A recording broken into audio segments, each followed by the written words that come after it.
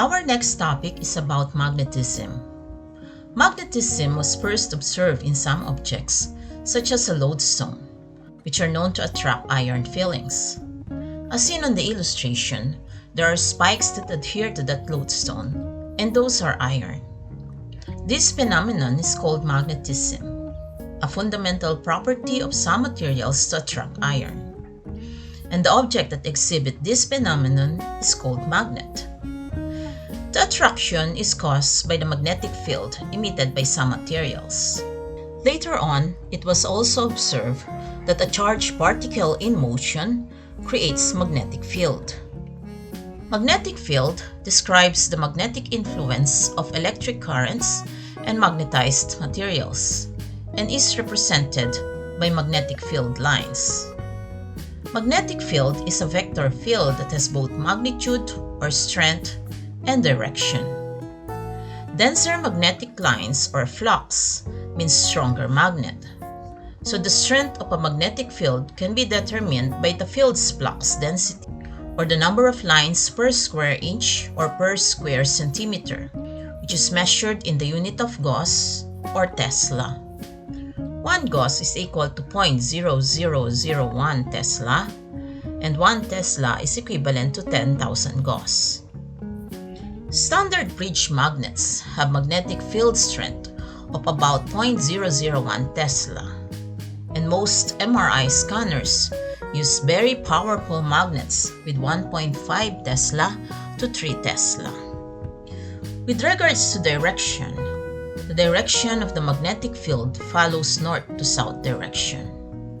In atom, the spin or the angular momentum and motion of the orbital electrons creates the magnetic field.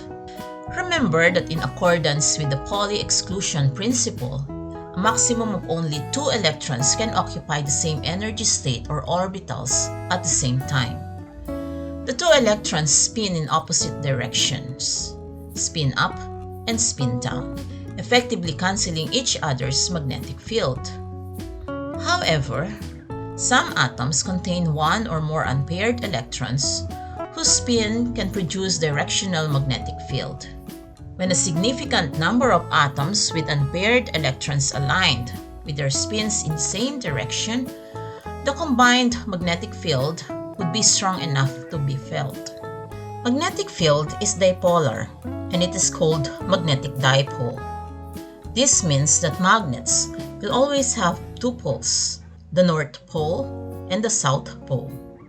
Since the magnetic field of a magnet is created by the spin of the electrons, even if you cut a magnet into smaller pieces, there will always be a North Pole and a South Pole for each smaller piece.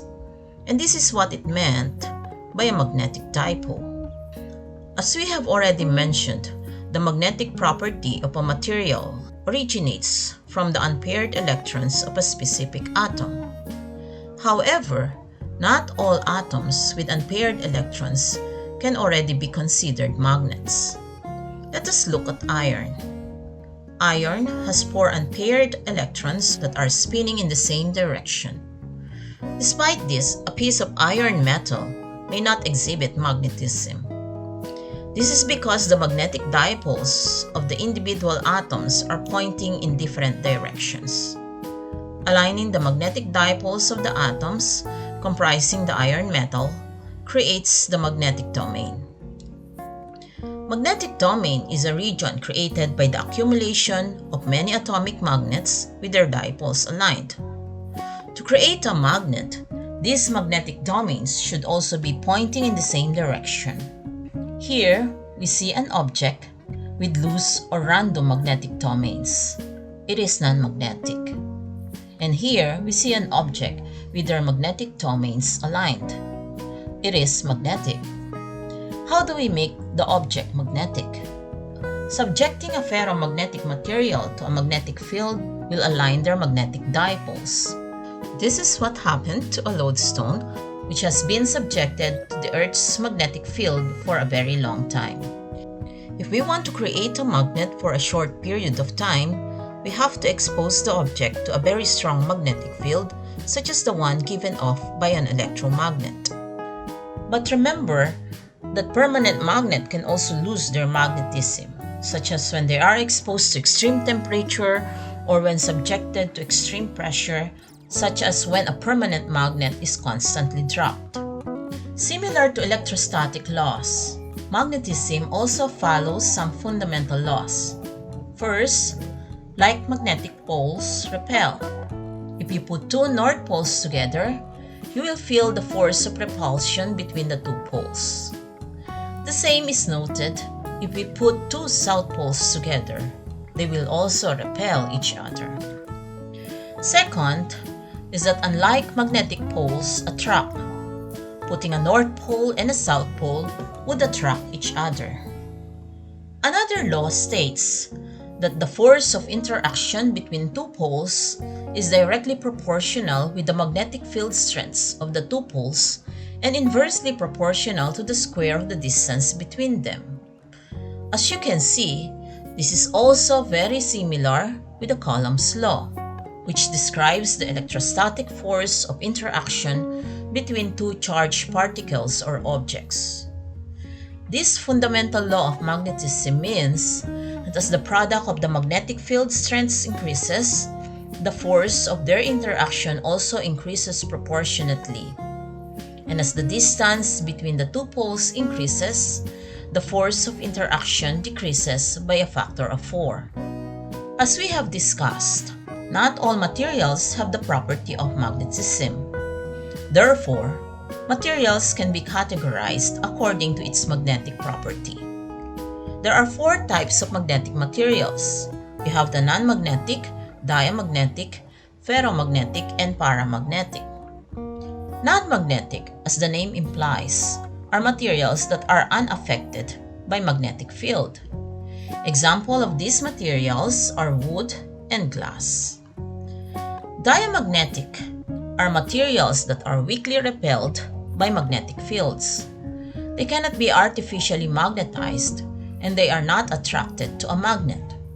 Please note that when these materials were exposed to a magnetic field, there will be a slight repulsion to both poles of the magnet, but not attraction. Material with the strongest diamagnetism is the bismuth. Then we have the ferromagnetic materials, which are materials that are strongly attracted to magnets and usually can be permanently magnetized by exposure to a magnetic field. Example of which is an iron. You have probably seen it in several experiments in your elementary or high school days where a material becomes magnetized with exposure to a magnet. But one of the most common ferromagnetic material is an alnico, which is a combination of aluminum, nickel, and cobalt. And the last are the paramagnetic materials, which are materials that lie somewhat in between ferromagnetic and non-magnetic. They are weakly attracted to a magnet and are loosely influenced by an external magnetic field, but they do not retain permanent magnetic field themselves, and therefore cannot be made to be a magnet. However, in the presence of an external field, they will form internal induced magnetic fields that align, resulting in a temporary amplification of magnetic field overall. This type of magnet is useful as contrast agent for magnetic resonance imaging. Examples of paramagnetic materials are platinum, aluminum, and gadolinium. Gadolinium is the most commonly used contrast agent in MRI. Magnets can be classified into natural, permanent, and electromagnet. Natural magnets are magnets that naturally exist on Earth, and Earth itself is a big magnet. Other naturally occurring magnets such as lodestone or magnetite are materials that have been exposed to the Earth's magnetic field for a long time and has developed a strong magnetism. Next are the permanent magnets, which are usually made up of iron. These are the magnets that we are most familiar with. Last are the electromagnets. They consist of wire wrapped around an iron core carrying electric current. The electric current conducted through the wire is what creates the magnetic field. These magnets work on the principle that a moving electron creates magnetic field. Comparing with permanent magnets, electromagnets can be made to emit a stronger magnetic field, and therefore has been the magnet of choice when strong magnetic field is needed, such as in MRI.